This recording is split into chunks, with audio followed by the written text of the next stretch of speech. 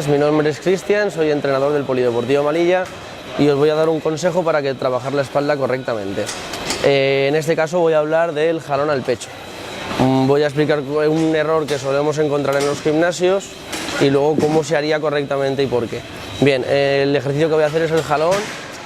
A la hora de hacerlo tenemos que tener en cuenta la colocación de las manos, coger firme y luego llevarlo hacia el pecho. A la hora de bajar encontramos pecho sacado hacia afuera y estiramos completamente los brazos. Un error que solemos encontrar cuando queremos levantar más peso del que podemos es llevar el pecho hacia adelante cargando los hombros y generando una tensión en el abdomen, generando un crunch.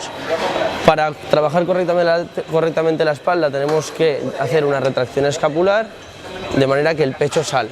Así vamos a conseguir un estímulo mejor en la espalda. El error que suelen hacer, cogiendo de esta manera, llevan hacia adelante y arquean la espalda. Entonces, al llevar el hombro hacia adelante, no conseguimos esa contracción. Para hacerlo correctamente, lo que he dicho, sacar el pecho siempre hacia afuera.